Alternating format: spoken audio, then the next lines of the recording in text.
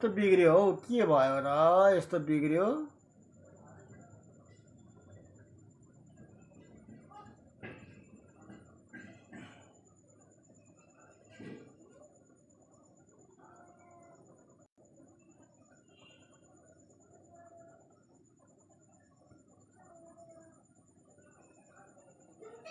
अब अघि आएकाहरू सबै गइहाल्यो हन्।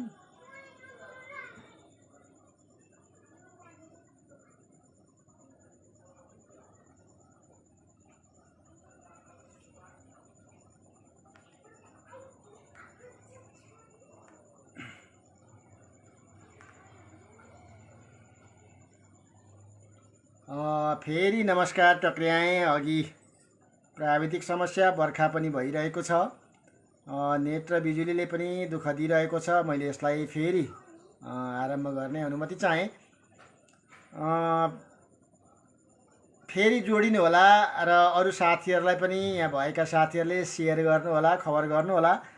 आज 2079 साल साउन 15 गते, तदनुसार 2022 जुलाई 31 तारिक साउन शुक्ल तृतीयाका दिन लौकथा पाठ्य सर्वे दृश्य प्रतिष्ठानको 285औं श्रृङ्खलामा म वाचक मनोहर पोखरेल उपस्थित भइसकेको छु।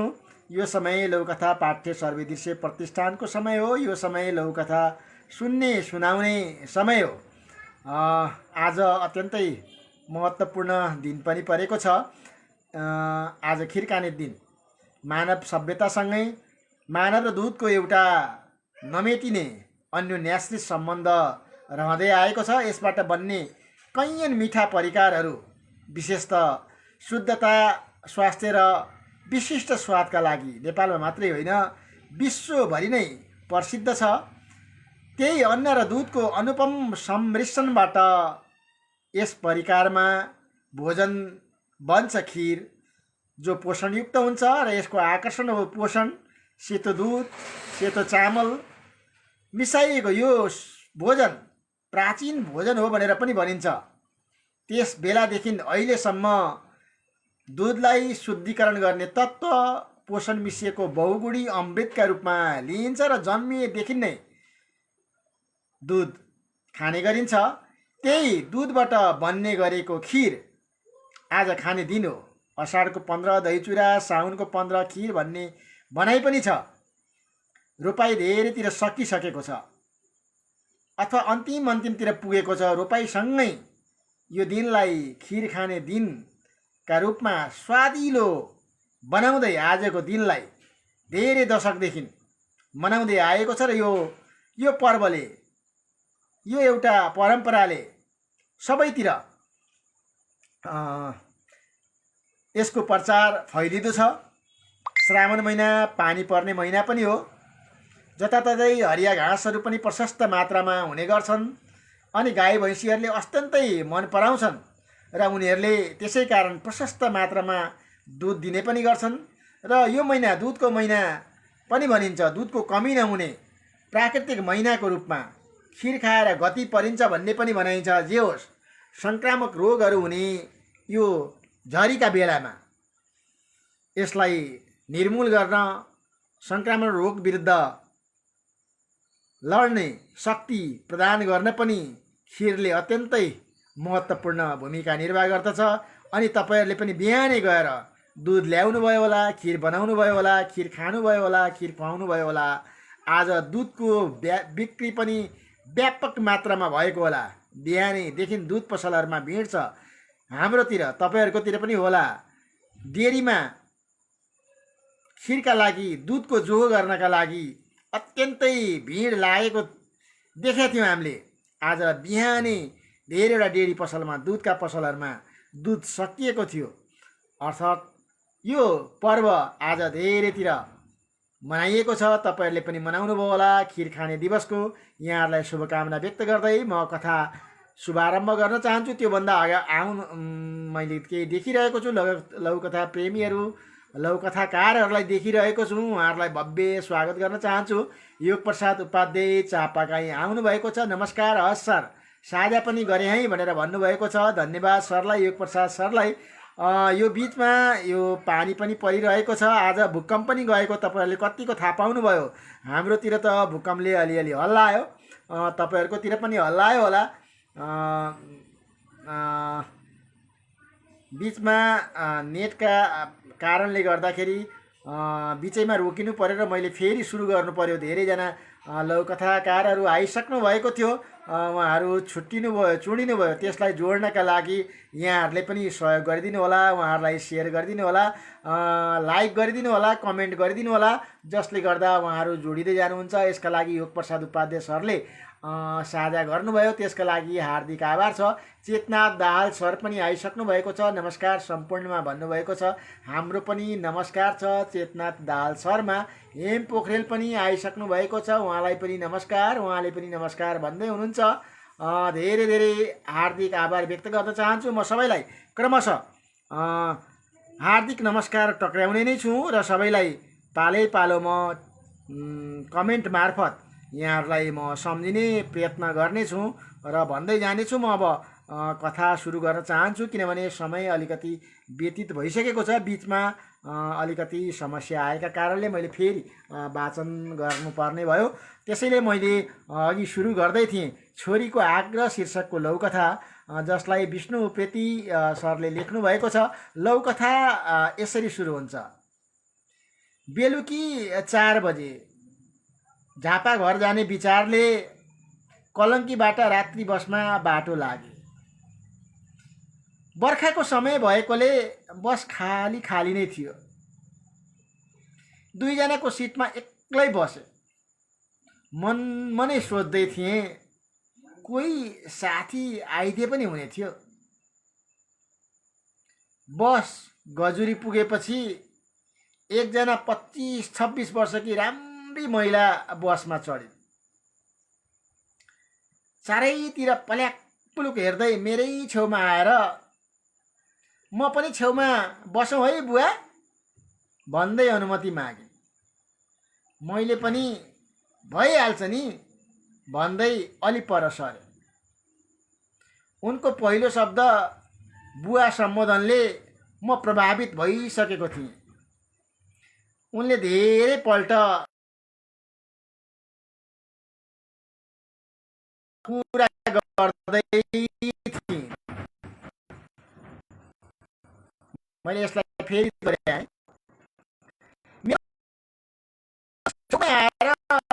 छेउमा भन्दै अनुमति मागे। मैले पनि भइहाल्छ नि भन्दै अलि पर सरे।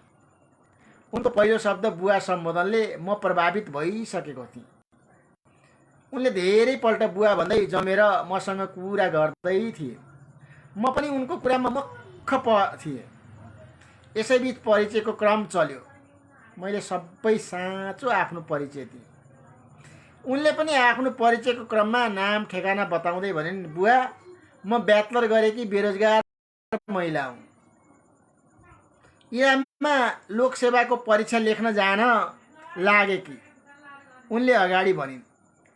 म सानी छँदै बुवा बितेर पितृविहीन भए। आज हजुरलाई बुवा भनी सेवा गर्न पाउँदा अपार हर्ष लागेको छ। म पनि सन्तान वियोगबाट विक्षिप्त भएको मान्छे यति असल छोरी पाउँदा मनमनै परमेश्वरलाई धन्यवाद भन्दै थिएँ। खाजा खाने ठाउँमा दुवैजना मिलेर खाजा खायौँ। पैसा उनले बुझाइन्। राति 10 बजे खाना खाना गाडी रोकियो। यहाँ पनि खानाको पैसा दुवैजनाको उनीले बुझाइन्। म झन् मक्क परिरहेको थिएँ। खानापछि बुवा गाडीमा बस्दै गर्नु, म बाथरुम गएर आउँछु भन्दै उता लागिन्। म गाडीमा गएर बसेँ। केही समयपछि हातमा साना साना 2वटा कोकका बोतल लिएर आइन् र मलाई एउटा दिँदै भनिन्, बुवा यात्रामा कोक पियो भने खाना सजिलै हजम हुन्छ र निन्द्रा पनि आउँछ। कोक समातेर अलिअलि गर्दै पिउन थाले। कोकको बिर्को उनैले खोलेर ल्याएकी थिए। बिहान इटरी पुग्दा म झल्यास भएँ। कति मस्त निदाइएछ भन्दै तङ्ग्रिन खोजे। छेउमा छोरी थिइनन्। यताउता हेरे देखिन। समय हेर्न खोजेको हातको अति महँगो जापानिज घडी थिएन। आत्तिएर गला छामे। सम्धीले लगाइदिएको सिक्री गाए, हतार हतार गोजी छामे। त्यहाँको रु 10,000 पनि थिएन। उता ब्याग लथालिङ्ग थियो, भित्रका गुत्पा काजु बदाम किसमिस केही पनि थिएन। हतार हतार अर्को गोजीमा हात हाले। त्यहाँ एउटा कागज थियो, लेखिएको थियो, प्यारो बुवा, यो छोरीलाई जिन्दगीभर नबिर्सिदिनु होला है। हजुरको सधैँ जय होस्। समाप्त। धन्यवाद लघुकथाकार विष्णु उप्रेतीजीलाई। यो छोरीको आग्रह शीर्षकको लघुकथाका लागि हार्दिक आभार छ। सिर्जनानगर भक्तपुरमा बस्नुहुन्छ। आजै मात्र साउन 15 गते उहाँले हाम्रो लघुकथा पाठ्य सर्वदृश्यमा यो पोस्ट गर्नुभएको लघुकथाप्रति हार्दिक आभार व्यक्त गर्न चाहन्छु। केही टिप्पणीहरू मैले देखिरहेको छु। मिसु श्रेष्ठ थपलिया नमस्कार छ भन्दै आइपुग्नु भएको छ, हार्दिक नमस्कार छ। त्यसै गरी कृष्ण तिमिल सिन्हा पनि नमस्ते सर भन्दै आउनुभएको छ, नमस्कार छ, नमस्ते छ। निरज कोइरालाजी हेर्दै हुनुहुन्छ। हेम पोखरेल पनि जोडिनु भयो, धन्यवाद छ। निरज कोइरालाले पछि म हेर्दैछु। माधव पोखरेल नमस्ते सबैमा, म गोज्याङ्ग्रे उदयपुर गाईघाटबाट सुन्दैछु भनेर लेख्नु भएको छ। धेरै धेरै धन्यवाद माधव पोखरेलजी। यसै गरी म देखिरहेको छु सिरिखुरी भएछ साथी भनेर हेम पोखरेलले टिप्पणी गर्नुभएको छ। साँच्चै छोरीको आग्रहको कथाप्रति उहाँले टिप्पणी गर्नुभएको छ। नमस्कार, मिठो लघुकथा विष्णु उप्रेती बुवाको छोरी राम्री भेट्नु भएछ भनेर निरज कोइरालाजीले पनि व्यङ्ग मिश्रित टिप्पणी गर्नुभएको छ। जाहिर हुसेनजी सप्तकोशी नगरपालिका का वडा अध्यक्ष, योभन्दा अगाडि वडा सदस्य हुनुहुन्थ्यो, यसपल्ट वडा अध्यक्षमा निर्वाचित हुनुभएको छ। उहाँले पनि आज हाम्रो लघुकथा हेरिरहनु भएको छ।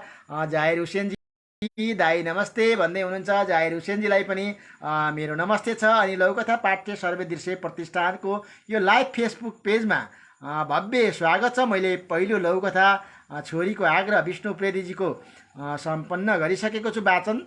अब लघुकथा खोयाको घर भन्ने शीर्षकको लघुकथा छ, जसलाई विद्या ढकालले लेख्नु भएको छ। त्योभन्दा अगाडि खगेन्द्र बस्यालजी पनि आइपुग्नु भएको छ। योग प्रसाद उपाध्यायजीले पनि छोरीको आग्रह भनेर प्रश्नवाचक लेख्नु भएको छ। बसमा भेटिएकी गजुरीबाट भेटिएकी छोरीले बुवा बुवा भन्दै नजिक भइन्। खाना नास्ताको पनि पैसा खर्च गरिन्। पछि खाना खाइसकेपछि कोक ल्याइन्, कोक खुवाइन्। सम्भवतः कोकमा केही मिसाएको हुनुपर्छ। बुवा एकैपल्ट हिँटरी आएपछि बिहान पख झल्यास बिउजे। त्यति झल्यास बिउजुदा छोरी थिएनन् र भएका आफ्ना घडी घाँटीका सिक्री पैसाहरू पनि थिएनन्। अर्थात् छोरीले सिरीखुरी बनाइसकेकी रहेछन्। यसरी नजिकिएर बाटोमा नजिकिएकी छोरीले एउटा धोका दिइन्, विश्वासघात गरिन् र बुढाबाको सिरीखुरी पारेर बेपत्ता भइन्। र खगेन्द्र बस्यालजीले सम्पूर्ण लघुकथाका मनमुटुहरूमा रूपन्देहीबाट नमस्कार भन्नुभएको छ, हार्दिक धन्यवाद। मेघराज पौडेलजी पनि कञ्चनपुरबाट आइसक्नु भएको छ। सम्पूर्ण साहित्यिक मनहरूमा हार्दिक नमन भन्नुभएको छ, हाम्रो पनि नमन छ। विष्णु बुवाको लघुकथाले सतर्क गराएको छ भनेर लेख्नु भएको छ। बुवा शब्दले सर्वस्व, म त्यसलाई अहिले देखिएन, म फेरि हेर्छु। प्रभावकारी प्रस्तुति भनेर खगेन्द्र बस्यालले लेख्नु भएको छ। शिव आचार्यजीले पनि हेरिरहनु भएको छ। मिसु श्रेष्ठ थपलियाको टिप्पणी रहेछ, विष्णु बुवाको लघुकथाले सतर्क गराएको छ, बुवा शब्दले सर्वस्व स्वाहा भनेर लेख्नु भएको छ। साँच्चै छोरी भनेर नजिकेकी बुवा बुवा भन्दै सम्बोधन गरेर नजिकेकी छोरीले सिरीखुरी बनाउन पो रहेछ त। उनले ठग्ने ढाँट्ने काम पो गरिछन् त, विश्वासघात पो गरिछन्। यसरी बाटोघाटोमा अपरिचित मान्छेले दिएको खानेकुराहरू खान हुँदैन भन्ने खालको सतर्क पनि गराएको छ यो कथा। यसका लागि हार्दिक आभार छ। शिव आचार्यले ढिलै भए पनि म पनि आएँ, नमन सबै लघुकथा प्रेमीहरूमा भन्नुभएको छ। शिव आचार्यजीलाई जो सप्तकोशी फतेपुर निवासी हुनुहुन्छ, प्रिन्सिपल सर, निजी विद्यालयका संस्थापक पनि हुनुहुन्छ, प्रिन्सिपल पनि हुनुहुन्छ। उहाँलाई भव्य स्वागत छ, हार्दिक आभार छ। हामी भर्खरै सुरु भएका छौँ, धेरै ढिलो हुनुभएको छैन शिवजी। हामी 7:55 बजे सुरु गर्छौँ, धेरै बेर भएको छैन।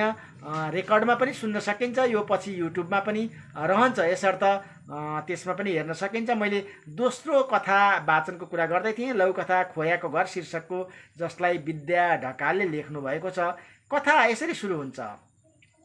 श्रावण 15 बिहानको समय कान्ता पिँढीमा मकै छोडाउँदै थिइन्। नाति रामु तिनै मकैको खोयाको घर बनाएर खेल्दै थिए। उनको घर बल्ल बल्ल 5-6 तल्ले बन्थ्यो अनि भत्कन्थ्यो। 10 तल्ले त जसरी पनि बनाएरै छोड्छु।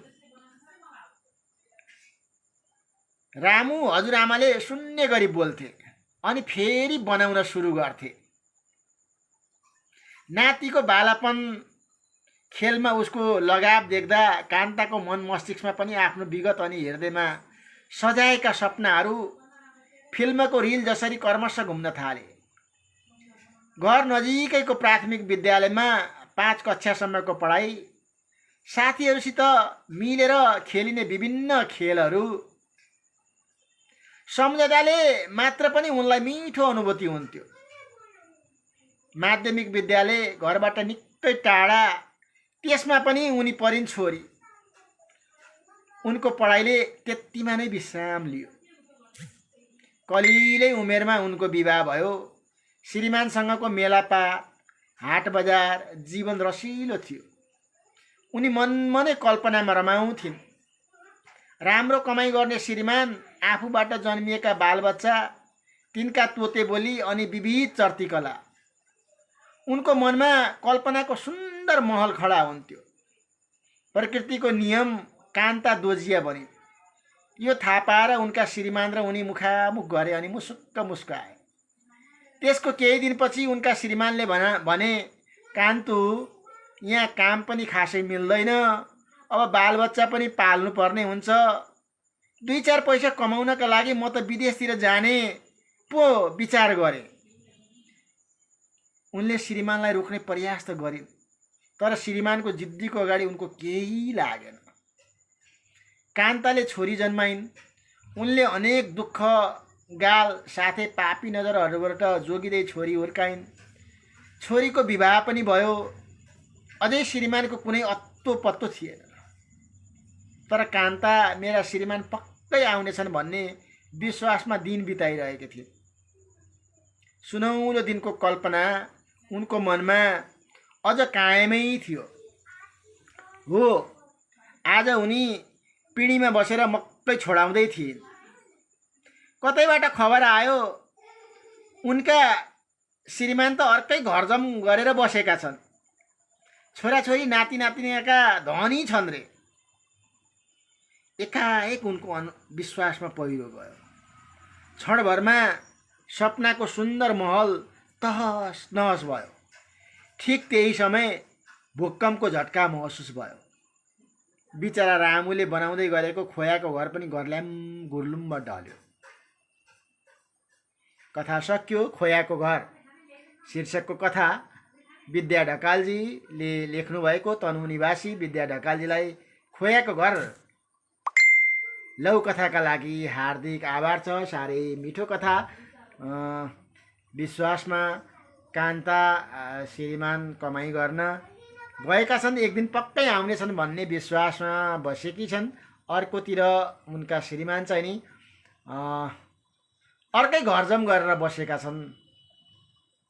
एकातिर पतिव्रतताको निष्ठा कायम गरेकी छिन् पत्नीले भने, अर्कोतर्फ पतिले पत्नीव्रताको धर्म निर्वाह गरेका छैनन्, अर्कै घरजम्मा गरेर बसेका छन्। यही अवस्थाको एउटा चित्रण लौकथा मार्फत विद्या ढकालजीले गर्नुभएको छ। धेरै धेरै धन्यवाद, उहाँलाई आभार छ। राजकुमार कार्केजी हेरिरहनु भएको छ। जाहिर हुसेनजीले लेख्नु भएको छ। लता केसी दिदी पनि आइपुग्नु भएको छ। हार्दिक स्वागत र भव्य स्वागत छ। मेघराज पौडेलजी पनि आइरहनु भएको छ। प्रभावकारी प्रस्तुति भनेर खगेन्द्र बस्यालजीले लेख्नु भएको छ। शिव आचार्यजी पनि हेरिरहनु भएको छ, भव्य स्वागत छ। राजकुमार कार्कीले नमस्कार सबैमा भन्नुभएको छ। एन्जेल निलु पनि हेरिरहनु भएको छ। दान कार्कीजी पनि हेरिरहनु भएको छ। जाहिर हुसेनजीले दाई म अहिले गाडीमा छु, वीरगन्जबाट फर्किँदैछु, अलि नेट मेरो काम गरेन भनेर भन्नुभएको छ। यो पछि पनि हेर्न सकिन्छ, यसलाई नेटमा अथवा युट्युबमा पनि हेर्न सकिन्छ, रेकर्डमा पनि हेर्न सकिन्छ। दान कार्की सर पनि हेर्दै हुनुहुन्छ। एसएसपी साहब नमस्ते। यहाँ सप्तरी जिल्लामा अत्यन्तै सफल कार्यकाल बिताउनु भएको थियो उहाँले डिएसपीका रूपमा। उहाँ एसपी हुँदै एसएसपी बन्नुभएकोमा एउटा व्यक्तिगत सम्बन्धका हिसाबले पनि र कुशल व्यक्तित्वका हिसाबले पनि उहाँको उत्तरोत्तर प्रगतिको कामना गर्न चाहन्छु। अझै यस्ता उत्तरोत्तर प्रगतिको कामना सुनिरहन पाऊँ, पदोन्नतिका कुराहरू र सफलताका कथाहरू सुन्न पाइरहौँ भनेर पनि उहाँलाई शुभकामना व्यक्त गर्न चाहन्छु। यो सँगसँगै म अब कैलाश माझी पनि नमस्ते मेरो दाजु भनेर आइपुग्नु भएको छ। नमस्ते भाइ। अभियन्ता, सामाजिक अभियन्ता कैलाश माझीलाई पनि भव्य स्वागत छ। हाम्रो लौकथा पाठ्य सर्वदृश्य प्रतिष्ठानको फेसबुक पेजमा जोडेर बसिरहनु होला। हामी कथाहरू, समय सान्दर्भिक कथाहरू सुनाउनेछौँ। आज एउटा मैथिली र एउटा अन्तर्राष्ट्रिय कालजयी कथा पनि सुनाउनेछौँ। अहिले दुईवटा लौकथा मैले वाचन गरिसकेँ। लौकथा पाठ्य सर्वदृश्य प्रतिष्ठानमा पोस्ट भएको लौकथा, तेस्रो लौकथा पनि लौकथा पाठ्य सर्वदृश्य प्रतिष्ठानको फेसबुकमा पोस्ट भएको लौकथा छ। लौकथा खुसी शीर्षकका लागि खगेन्द्र बस्यालजीलाई हार्दिक आभार गर्दै उहाँको लौकथा यसरी सुरु हुन्छ। ऊ साधारण जीवन उच्च विचारको पक्षधर थियो। बिस्तारै यसको अभियन्ता हुने विचार लियो। यो बाटोमा लागे समग्र मानव जातिको कल्याण हुने महसुस गर्यो। विचारलाई साहित्यिक रङले अझ सशक्त तुल्याउने गर्दछ। यो बुझेको ऊ क्रमशः यही सेरोफेरोमा साहित्यमा कलम चलाउन थाल्यो।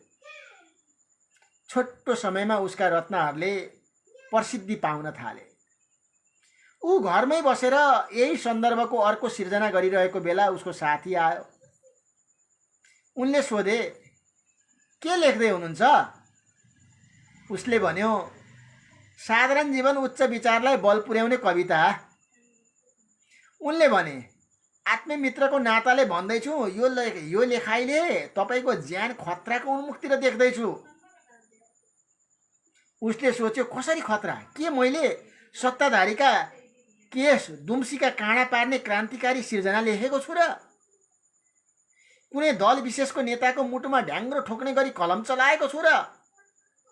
उनले भने, गहना र महँगा कपडा व्यवसायीहरूको तपाईँकै रत्नाको कारण कारोबार सुक्न थालेछ। तपाईँप्रति आगो भएका छन् रे उनीहरू। उनीहरूले कसैलाई प्रयोग गरेर तपाईँलाई एकान्तमा आक्रमण नगर्ला नि त? त्यो सुनेर उसले डराउनुको सट्टा अनुहारलाई कान्ति तुल्याउँदै भन्यो, मेरो रत्नाले काम गर्न थालेछ। धेरै खुसी लाग्यो। क्रान्ति गर्न बन्दुकै चलाउनु पर्ने रहेनछ। रगत उमाल्ने कुरा गर्नु पर्दो रहेनछ। खतरा त सवारी साधनमा चढ्दा पनि हुन्छ। थैट, तपाईँ जस्तो मान्छेले मलाई डरछेरुवा गराउन त सुहाएन नि।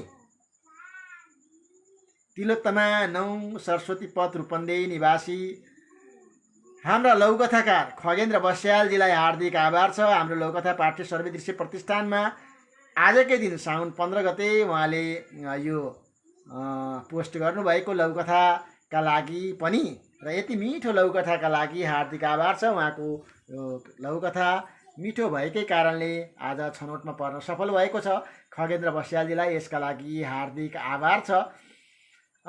खुसी वाचनले अर्को खुसी थप्यो भनेर लेख्नु भएको छ खगेन्द्र बस्यालजी।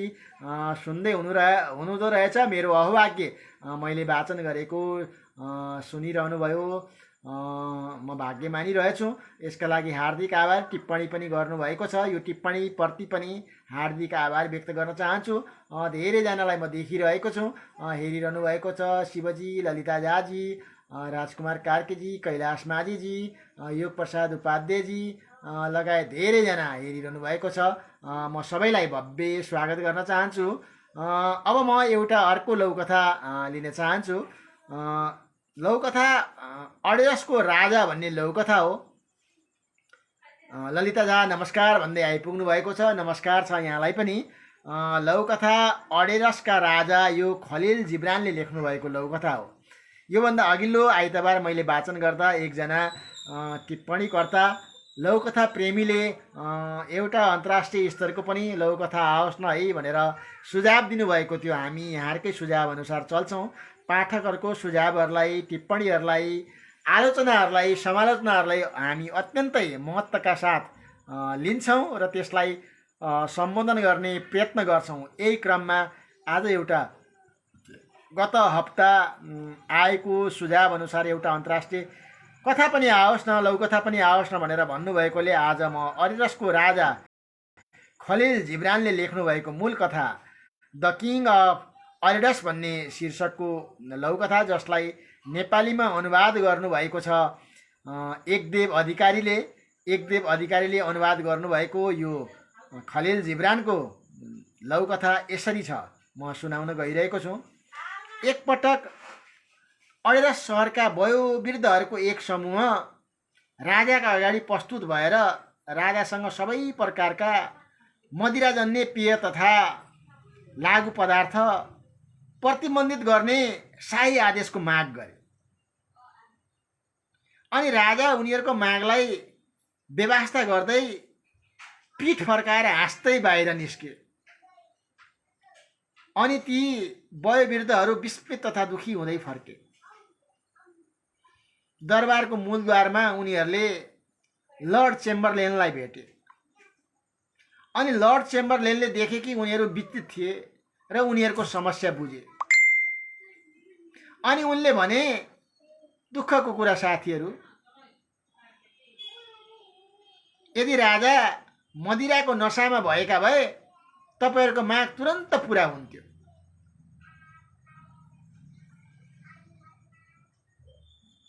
कथा सकियो। 2069 चैत 17 गते सौराचोकबाट एकदेव अधिकारीजीले यो लेख्नु भएको, झन्डै 10 वर्ष अगाडि अनुवाद गर्नुभएको यो लौकथा साँच्चै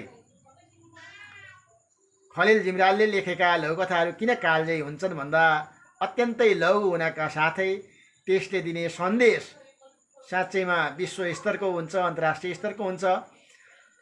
राजाले मदिराजन्य लागु पदार्थ प्रतिबन्धित गर्ने कुराहरूको व्यवस्था गरे, तर यही माग यदि राजा मदिराको नसामा भएको भए चाहिँ नि त्यो मागको व्यवस्था हुँदैन थियो, सम्बोधन हुन्थ्यो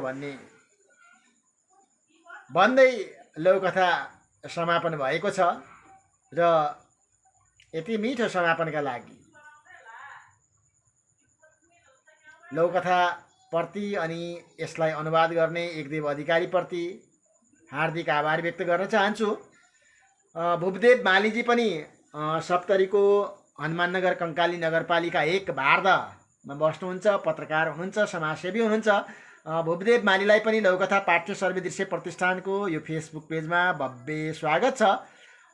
खगेन्द्र बस्यालजी मेरो सुझावको पनि सम्बोधन भएछ, अत्यन्तै खुसी लाग्यो भनेर लेख्नुभएको छ। हजुर, हामी जहिले पनि श्रोताहरूको, पाठकहरूको, त्यसमाथि पनि हाम्रा श्रोताहरू पाठकहरू त सबै लौकथा प्रेमीहरू अथवा लौकथाकारहरू नै हुनुहुन्छ। यसर्थ उहाँहरूको सुझावलाई, जिज्ञासालाई हामी सकेसम्म पुरा गर्ने प्रयत्न गर्छौँ।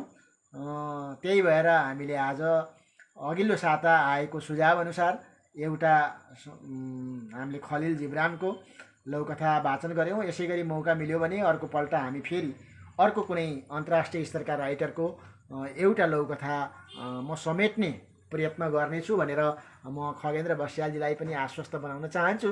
राम्रो सुझाव हामीले जहिले पनि पालना गर्नेछौँ। प्रेम पुनः मगर पनि हेरिरहनु भएको छ, उहाँलाई पनि भव्य स्वागत छ, हार्दिक अभिवादन छ। म अब एउटा मैथिलीमा कथा, किनभने हामीले सुरुदेखि नै भन्दै आएका छौँ आज 285औं श्रृङ्खला हो, हामीले स्थापना कालमै भन्दै आएका छौँ यसलाई बहुभाषी बनाउने प्रयत्न गर्छौँ हामी र अन्य भाषाका मातृभाषाका लघुकथाहरू पनि हामीले वाचन गर्नेछौँ र त्यसलाई नेपालीमा अनुवाद गर्नेछौँ अथवा नेपालीका कथालाई अन्य भाषामा अनुवाद गरेर भए पनि यसलाई हामीले मातृभाषा को एउटा मञ्च बनाउने प्रयत्न गर्नेछौँ भनेर भनेका छौँ। त्यही क्रममा आज घातक बात भन्ने शीर्षक के लघुकथा जे लघुकथा करुणा झा संकलन केने अछि, अनुवाद आ संपादन केने अछि। जीवनदान मैथिली लघुकथा संग्रह से हम लेने छी। एकर शीर्षक अछि घातक बात। कथा एहि किसिम से शुरू होइ छै। एकर प्रारंभ एनाक छै। सांप के बच्चा अपन बाप से पूछ रहल, बाबू हमर आहट पर आ हमरा नुकाय के लेल आ दुबकी जाय के लेल किया कहै छी? अहाँ त बहुत बहादुर छी, आके काटल त पानियो नहीं मांगैया। तू ठीके कहै छी, फिर अहाँ नुकाय छी किया? नमहर हेबी तो अपने आप बुझ जेबै। मुदा सांप के बच्चा निरुत्तर नहीं होमय चाहे छल। माँ त कहै छै जे आदमी नामक जीव हमर सबके बड़का दुश्मन अछि। आकार वृद्धि आ बल में अपना सबसे बहुत नमहर अछि। हाँ से त ओ ठीके कहै छौ। माँ त कहै छै जे आदमी बहुत बहादुर होइत अछि। हमरा सबके ओकरा के बच के रहबाक चाही। सांप गंभीर व धीरे से बाजल, तोहर माँ सब बात नहीं बुझै छौ। हम जानै छी, हमर बात के गांठ बांध ली। संसार में कोनो भी जीव बहादुर नहीं होइत अछि। सब भीतर से कायर अछि। अपना आप के बचावे के खातिर दोसर पर हमला। कथा समाप्त भ गेल। एते नीक कथा लघुकथा के लेल करुणा झा के हार्दिक आभार व्यक्त कर चाहे छी। जीवनदान मैथिली लघुकथा संग्रह से हम लेने छी, जकर संकलन अनुवाद आ संपादन करुणा झा केने अछि। घातक बात एकर लेल बहुत आभार व्यक्त कर चाहे छी। यसको म नेपालीमा पनि अनुवाद गर्न चाहन्छु। चोटको कुरा भनेर यहाँ लघुकथा छ। करुणा झाको यो मूल लघुकथालाई मैले अनुवाद गर्न चाहे। सांपको बच्चाले आफ्नो बुवालाई सोध्छ, बुवा मलाई कसैको पदचाप आयो भने लुक्नका लागि किन भन्नुहुन्छ? तपाई त बहादुर हुनुहुन्छ। तपाईले टोकेपछि त पानी पनि माग्दैनन् रे। त ठिकै भन्दैछस् भनेर साँपले भन्छ। फेरि छोरोले भन्छ, फेरि तपाईले किन लुकाउनुहुन्छ, लुकी छुपी हिँड्नुहुन्छ? बुवाले फेरि भन्छ, ठुलो हुन्छेस् नि अनि सबै कुरा बुझ्छेस्। तर सांपको बच्चा सबै कुरा जान्न चाहन्थ्यो, निरुत्तर भएर बस्न चाहदैन थियो। आमाले त भन्नुहुन्छ मान्छे नामको पनि एउटा जीव छ, हामीभन्दा ठुलो छ। हाम्रो सबैभन्दा ठुलो दुश्मन चाहिँ नि त्यही मान्छे हो रे। आकारमा पनि ठुलो छ, बलमा पनि हामीभन्दा ठुलो छ रे। हो त्यो त ठिकै भन्यो। आमा त भन्छ जे मान्छे एकदमै बहादुर हुन्छ रे। हामीहरू उनीहरूबाट एकदम जोगिएर बस्नुपर्छ। सांपले गम्भीर हुँदै बिस्तारै भन्छ, तिम्रो आमाले सबै कुरा बुझ्दैन। म जान्दछु।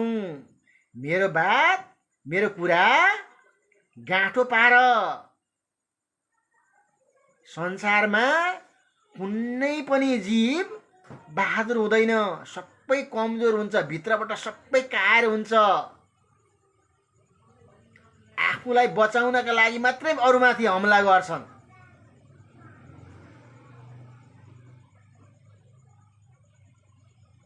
हार्दिक आभार छ घातक बात शीर्षकको लघुकथाका लागि करुणा झालाई र यसको अनुवाद मैले गरेँ। अर्थात् यहाँ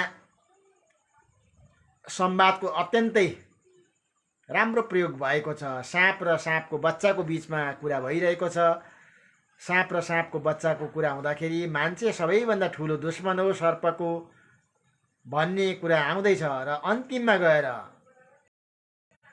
सर्पको बच्चाले आफ्नो बुवालाई सबैभन्दा बहादुर देख्छ, किनभने उसले टोकेपछि अरूहरूले पानी पनि माग्दैनन्, ठहरै हुन्छन् र सर्पदेखि मान्छे डराउँछन्। सर्पदेखि मान्छे डराउँछन् भन्ने उसले बुझेको छ र उसले त्यो कुरा भन्छ। तर आमाले भनेको कुरा उसले बुवालाई भन्छ। आमाले त भन्नुहुन्छ हाम्रो दुश्मन सबैभन्दा ठुलो मान्छे हो, उसँग चाहिँ नि जोगिएर बस्नुपर्छ है भन्दाखेरि ऊ बुझ्न चाहन्थ्यो वास्तविकता के हो भनेर। र उसको बुवाले भन्छ साँचो अर्थमा बहादुर त कोही पनि छैन, सबैजना कायर र कमजोर छन्। आफूहरू जोगिनका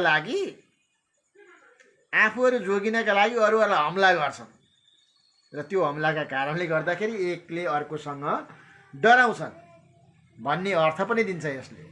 अर्थात् एकले अर्कालाई क्षति नपुर्याउने कुरा भयो भनेदेखि चाहिँ नि एकले अर्कालाई हमला गर्दैनन् भन्ने सन्देशको यो लघुकथा। र मान्छेहरू अरू अन्य जीवजन्तुहरू पनि सबै कायर हुन्छन् र उनीहरू आफ्नो सुरक्षाका लागि अरूहरूलाई हमला गर्छन् भन्ने कुरा आयो। आफ्नो भोजनका लागि, आफ्नो सुरक्षाका लागि, आफ्नो संरक्षणका लागि, आफ्नो बालबच्चाको सुरक्षाका लागि एकले अर्कालाई चाहिने हमला गर्छन्, आक्रमण गर्छन् र ज्यानसम्म लिने काम गर्छन् भन्ने कुरा आयो यो लघुकथामा। यसका लागि करुणा झाजीलाई हार्दिक आभार व्यक्त गर्न चाहन्छु। अब मैले 5वटै लघुकथाहरू यहाँ वाचन गरिसकेको छु। यहाँहरूलाई कस्तो लाग्यो, राम्रो लाग्यो भने लाइक गरिदिनु हुनेछ, टिप्पणी गरिदिनु हुनेछ भन्ने कुरा गर्न चाहन्छु। र आज खिर खाने दिन तपाईँहरूले खिर पक्कै पनि खानुभयो होला, बिहानै खानुभयो या दिउँसो खानुभयो होला, नभए पनि कतिपयले अफिसको कामले गर्दा फुर्सद भएन भने अहिले बेलुका आएर पनि खानुहुन्छ होला। खिर खाने दिनको अत्यन्तै महत्त्वपूर्ण शुभकामना छ। लगभग रोपाइ सकिसकेको अवस्था छ यसपालि। बाली नानी सप्रियोस् भनेर शुभकामना व्यक्त गर्न चाहन्छु। यसैका अवसरमा पनि खिर खाने चलन हो। मानो खाएर मुरी उब्ज्याउने पनि भनिन्छ यसलाई। मानो खाएर मुरी उब्जिने अवस्था बनोस् भनेर पनि म शुभकामना व्यक्त गर्न चाहन्छु। आषाढ र श्रावणको दुःख मङ्सिरको सुख पनि भनिन्छ। साँच्चै यो आषाढ र श्रावणमा गरेको दुःख मङ्सिरमा गएर जब धान सुनको रूपमा लहलह पहेँला पुर भएर जब फल्छ अनि त्यसपछि मङ्सिरमा काट्ने बेला आइसकेपछि सुखको रूपमा, आनन्दको रूपमा परिणत होस् भनेर पनि शुभकामना व्यक्त गर्न चाहन्छु। बाढी पहिरो सुक्खा खरेडी नलागोस्, किरा र अन्य खालका रोग व्याधले पनि अन्नलाई आक्रमण नगरोस्, लहलहाउँदो भएर चाहिने धान बालीहरू सप्रियोस् भनेर शुभकामना व्यक्त गर्न चाहन्छु। र आज खिर खाने दिन महत्त्वपूर्ण दिन भएकोले खिर जस्तै सबैको जीवन सेतो, स्वच्छ, मिठो होस्, खिर जस्तै मिठो होस् हामीहरूको सम्बन्ध पनि। लघुकथा पाठ्य सर्वे दृश्य प्रतिष्ठान, यसका सदस्यहरू, वाचकहरू, लघुकथा प्रेमीहरू सबैमा हार्दिक शुभकामना व्यक्त गर्न चाहन्छु। हामी सबैको विचार खिर जस्तै मिठो होस्, हामी सबैको सम्बन्ध खिर जस्तै मिठो होस् अनि खिर जस्तै राम्रो होस्, पोषणयुक्त होस् भनेर शुभकामना व्यक्त गर्न चाहन्छु। प्रेम पुनः मगरले कति राम्रो उद्घोष सर भनेर भन्नुभएको छ, हार्दिक आभार छ। राजकुमार कार्कीजीले पनि सब काय रहेछ, अपना बचावेको लेल हमला करे छे, बड़ निक कथा भनेर राजकुमार कार्कीजीले लेख्नु भएको छ। बड़ निक लघुकथा कहब त और निक हेत, क्या कि हम लघुकथा कहने छी, कथा नहीं कहने छी। हाँ ई अब एहिमे लिखित कला ओहिना होइत छै कि जल्दी लिखाई पड़े छे आ छोट अक्षर में लिखाई पड़े छे, ताहि दुआरे हम सब कोई के एक बेर फेरो आभार व्यक्त गर्न चाहे छी। यतिक समय देलौँ, यति लामो समयसम्म तपाईँहरू बसिदिनु भयो, मेरा लघुकथाहरू मैले वाचन गरेका लघुकथाहरू सुनिदिनु भयो, टिप्पणी गरिदिनु भयो र यो टिप्पणीका लागि यति लामो समय दिनुभयो त्यसका लागि पनि म फेरि एकपल्ट हार्दिक आभार व्यक्त गर्दै शिरसँगै शुभकामना व्यक्त गर्न चाहन्छु, हार्दिक अभिवादन व्यक्त गर्न चाहन्छु, नमस्कार भन्न चाहन्छु, शुभरात्रि गर्दै सबैलाई नमस्कार भन्न चाहन्छु, हार्दिक अभिवादन, नमस्कार, शुभरात्रि।